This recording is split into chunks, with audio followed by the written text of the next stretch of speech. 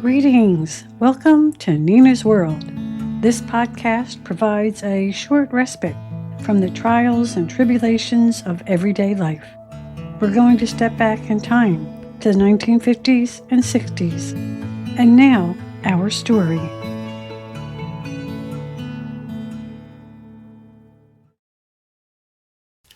Nina's mind is opened. We must show respect, Nina.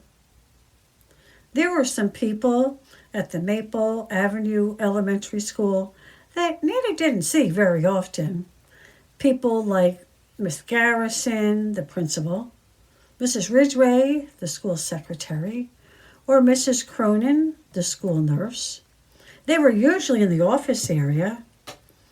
The cafeteria cooks and servers were Mrs. Reed, Mrs. Spano, and Mrs. Caldwell. Oh, and there was Jim, the custodian. She saw him every day. But for Nina and the other students in the school, Jim was in a category all of his own. Oh, sure, the other adults were needed if someone had to be sent to the office because of an injury or bad behavior. And lots of students bought lunch instead of packing it each day, so the cafeteria staff was needed. But it was Jim who did everything that was important to the students, because he retrieved kickballs from the roof, swept the recess yard on the rare occasion that there was broken glass, shoveled snow so they could walk safely on the pavement, unlocked the cafeteria tables and long benches before he pulled them out of their hiding places in the wall, and held the keys to the mysterious supply closet where extra textbooks, art supplies, and who knows what else was stored. In third grade, when Charlie's request to go to the nurse was denied and the teacher told him to put his head down on the desk, well, he did, but suddenly he vomited over everything, and a puddle was forming on the floor. It was Jim that the teacher told another student to find and tell him to come quickly and clean up the mess. It wasn't pleasant to see or smell, and Charlie's clothes dripped in what was left of his lunch. Even the very few kids who didn't like him remained silent as Helen led him to the nurse's office.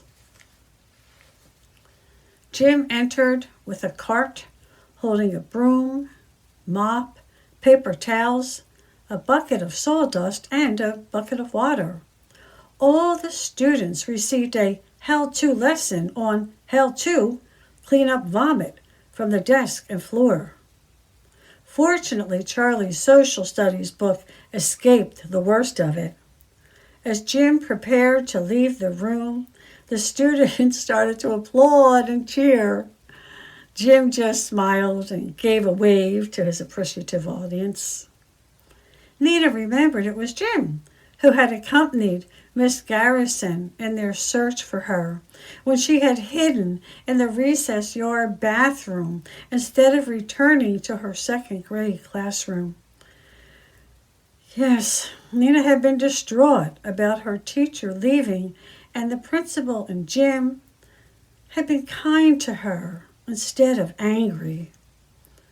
It was Jim who stood by the refrigerator cabinet in the cafeteria to help children get a wax-covered carton of milk, and even opening them when the little kids had trouble. Nina had seen him wipe down the tables day after day and mopping the cafeteria floor when lunches were over. He was a nice man, greeting the children and gave away smiles like they were free. On Monday, Jim was absent, and a substitute filled in at the cafeteria. Jim was never absent. Students thought he might be sick and talked about making get well cards, but where could they send them? Nobody knew where the grown-ups in the school lived, and those little first graders thought they lived in the school. Toward the end of the day, when all the students were back in their classrooms, Miss Garrison made an announcement on the public address system. It seemed that over the weekend there had been a fire, and that fire spread to other houses, including Jim's house. 3 houses were burned to the ground. The Red Cross offered temporary shelter. Fortunately, no one was hurt, but Jim's family was going to have to stay with relatives until a new house could be constructed. The children heard, but didn't quite understand. A house fire? Jim's house was burned? What was Miss Garrison saying? She reminded the children that no one was hurt, but all of their furniture, family heirlooms, and other items were gone, but only some of them could be replaced. Miss Garrison asked the students to take a letter to their parents. The remainder of the afternoon was somber. Some children asked questions, but teacher said that all the information was in the letter and that their parents could decide how much to explain. Many students wanted to make cards for Jim and his family, but that didn't happen. The teacher gave each student a letter on their way out of the classroom. Nina's sisters talked of nothing else as they almost ran home to tell their mom the news. Bursting through the door, dropping book bags, they called out for their mom, shouting, "Mom, Mom, guess what? Jim's house burned down. Nobody was hurt. His neighbor's house was on fire, and his caught fire too. Here's a letter from the principal." Nina's mom took the letters, asking, "Jim? Jim who?" "Another student. Oh, what a shame. This is terrible. The poor family." Again, her daughters were all talking at once. "Not a student. Jim, Jim, the janitor." Their mother sat on a kitchen chair, speechless, thinking about what they were saying and trying to make sense of it. She looked at the letter, read parts of it again. In the letter, Miss Garrison explained the circumstances and that she had permission from the superintendent to ask for financial donations from families so they could make a gift to the Walton family. Their mother asked, "Why did you call Mr. Walton by his first name? That's disrespectful." The girls looked at their mom with confusion. They looked at each other and at their mom again. Dorothy said, "Mom, everybody calls Jim Jim. I don't even know his last name. What's wrong? Why are you upset?" Nita's mother didn't know how to explain, wondered if she should wait for her husband to arrive home from work and get his opinion too, but no. This was too important. A decision had to be made, and it had to be made now. Nina's mom cleared her throat and asked, "What do you call the principal?" The girls looked at their mom, but didn't understand why she was asking a question when she knew the answer. Their mother asked the question again. Nina said, "Mom, you know the principal. That's Miss Garrison." "And what do you call the school secretary?" Dorothy answered this time. "That's Mrs. Ridgway." "And who is the librarian?" Why was their mom asking all these silly questions? She knew the names of those people. Martin, who had been at a friend's house, came in the door announcing, "Hey, Mom, guess what? The janitor's house burned down and the school wants us to bring some money to help his family. Can we, Mom? Can we? Can we do that?" His mom took the letter he handed her.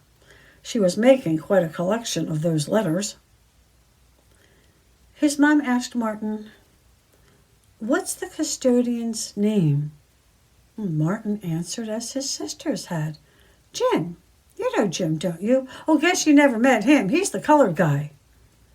Their mother stood and instructed them to follow her as she walked into the living room. She said, "I want all of you to sit on the couch. Go ahead, make room, sit down." The children looked at each other, wondering what was coming next. If they had done something wrong, they didn't know what it was. Nina's mom sat in the straight-back chair that she moved from behind the desk, saying, "Children, this is very important that you understand. All adults at school and elsewhere, regardless of the color of their skin, are to be called by their last name, such as Mrs. Lutz, the librarian, and Mr. Walton, the custodian." Martin said, "But everybody calls Jim by his first name." She sat, leaning forward, and said, "Regardless of what other people do, I am telling you now, I am teaching you now, all of you will show Mr. Walton the same respect he deserves by calling him by his last name, Mr. Walton. You will never again call him Jim. Do you understand me?" The children nodded. "Wait here." They shook their heads up and down, but not really understanding what changed, what was different from yesterday and all the other years when Jim was Jim. Their mom came back into the room. This time she had a Bible open and tried to explain. The Bible tells us that we are to love our neighbor. Your dad and I should have done a better job teaching you what that meant. And we have to think of everyone as our neighbor, not just the Finches or the Zinks, even if they live far away, even if their skin is another color, even if they speak another language. They are our neighbors. The children did sit, each thinking his or her own thoughts. Nina was remembering many stories she had heard in church, or when her sisters read Bible stories from the little book with the green oilcloth cover. She was remembering the man who stopped to help a stranger who had been beaten and robbed. Maybe that man had had a different color of skin. There was so much to think about. Mainly, she recalled how kind Jim had been to her and wanted to be kind to him too. She was kind to him.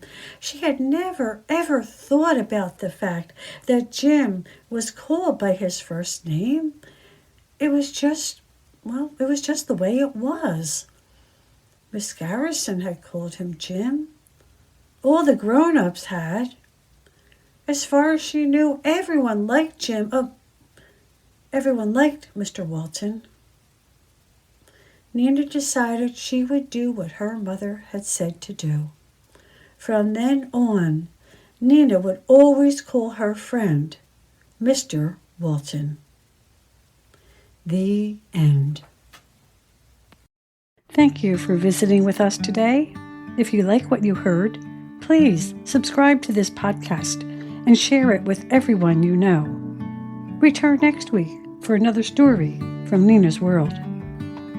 This story was written and read by Christine McKee, with gratitude to Dr. Ethel Ratkin of Bucks County Community College for editorial consultation and encouragement. Additional heartfelt support from family, friends, and members of my writing groups.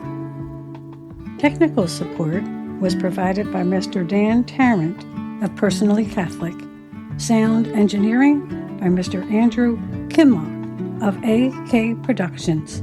May you embrace peace in your heart, in your home, and in your world.